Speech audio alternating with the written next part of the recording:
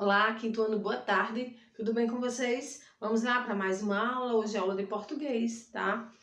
Lembrando aí que hoje tem aula online, tá certo? Então vamos lá, voltar um pouco aí esse conteúdo, figura de linguagem, tá? Que eu já falei na outra aula, mas que hoje a gente vai falar mais um pouco, tá certo? Então acompanha comigo, pega o seu livro, página 38, que a gente vai ver um pouquinho sobre pleonasmo, polissíndeto, antíntese e paradoxo. Tá certo? Vamos lá? Vem comigo, acompanha.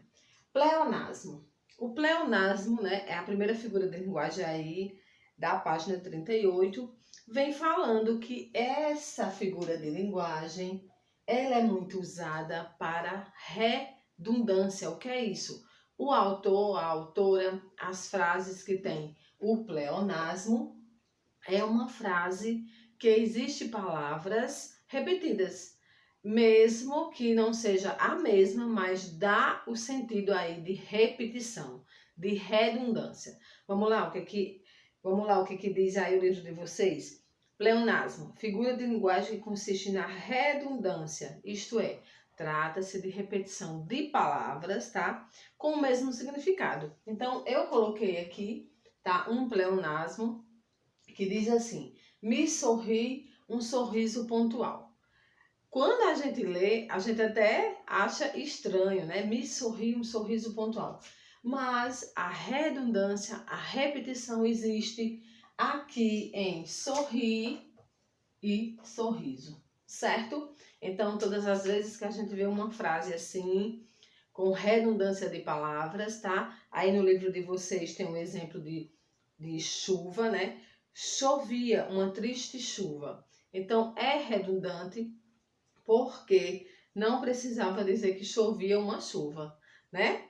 Mas aí existem esses pleonasmos, tá? Nos poemas, tá certo? Nas poesias, ok? Tudo bem. Então vamos lá. Polissíndeto. Polissíndeto é o mais fácil, é a figura de linguagem mais fácil. Por quê? Na verdade, essas conjunções podem ser i, a principal é i, tá? Só que eu coloquei um exemplo aqui que tem nem. Então, olha, nem ouve, nem toca, nem tuge, nem, quando existe essa repetição de conjunções, tá? Preposições não, conjunções, tá? Que são aquelas expressõezinhas que ligam, tá certo? Uma frase à outra, tá? E aí dá o sentido de intensificação do que a pessoa quer dizer, tá certo? Então, polissíndeto, tá? Ó, repetição aqui de conjunção, certo? Vamos lá. A antíntese, ela é bem interessante também, a antíntese, tem aí no livro de vocês, que ela é formada pela aproximação de ideias com sentidos opostos. Sempre vai estar nessa frase palavras que têm o sentido oposto à outra, o contrário. Então vamos lá. O ódio e o amor andam de mãos dadas. Olha só, ódio e amor são duas palavras aí opostas, contrárias. Então, quando numa frase, num poema, tiver aí ódio e amor, que mais, gente? Bem e mal, mas que elas dão o quê? Elas têm aí, é formada pela aproximação de ideias com sentidos opostos, que contrastam entre si, mas que são possíveis o quê? De se falar, de se escrever. Então, tristeza não tem fim, felicidade sim. Então, tristeza, felicidade, ódio, amor, bem e mal, certo? É fácil, certo? Antíntese. Coloquei também outro exemplo. É preciso salgar os pés para adoçar a alma. Então, salgar e adoçar. Duas palavras aí com sentidos opostos, mas que, como o livro de vocês diz, são possíveis aí de serem usadas, tá? Uma, o contrário da outra.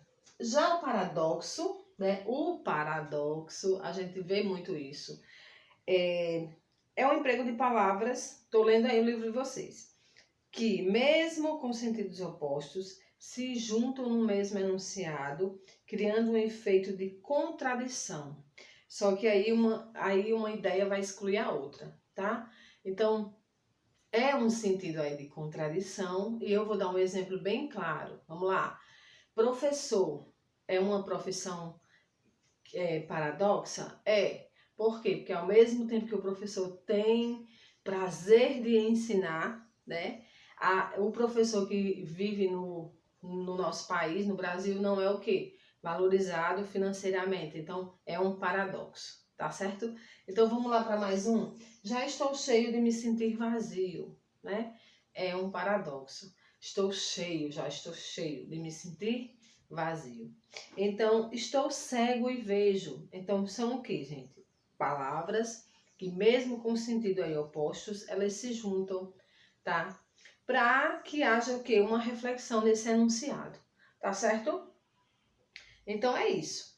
Aí na página 40, aliás, 39, vocês vão fazer o jogo rápido e o desafio, né? Tem uma charge aí bem interessante. O ladrão, né? Diz assim, celular ou a vida? Celular ou a vida?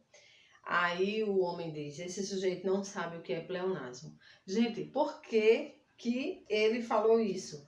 Porque o celular para este homem é a vida dele.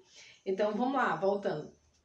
Pleonasmo é uma figura de linguagem que consiste na redundância, na repetição de palavras. Então, não está sendo repetida a palavra aqui, mas a informação aí, o sinônimo, a informação que este homem emprega aqui nessa charge é para dizer que esse celular é a vida dele. Então esse sujeito não sabe o que é pleonasmo. Aí vocês vão fazer o jogo rápido. Letra A, vocês vão indicar quais são, né, essas figuras de linguagem aqui, nessas palavras, tá? E aí vão dizer, amor é um contentamento descontente. E aí é o quê? Vão fazer. As ondas vão e vêm, e vão e são com o tempo. Né? Uma música de Lulu Santos. Letra C, e ali dançaram tanta dança. Ah, essa é fácil. Letra D, que vai pisando a terra e olhando o céu. E aí, então vocês vão fazer sozinhos essa, tá bom? E a gente vai entrar também hoje na questão do verbete. Olha só, na unidade 15, página 50, eu já vim falando aí sobre verbete, dicionário. Então, a gente sabe que verbete é aquela palavra em que a gente pesquisa, tá? E quando a gente pesquisa, a gente vai ver o significado dela. E aí a gente vai ver que tem acepções dessa palavra, tem várias informações dessa palavra. Então, é muito simples, tá? É uma palavra que vai estar em negrito, ela vai estar separada, ela tem a sílaba tônica. Ela vai dar o exemplo dos termos, né? A grafia é correta.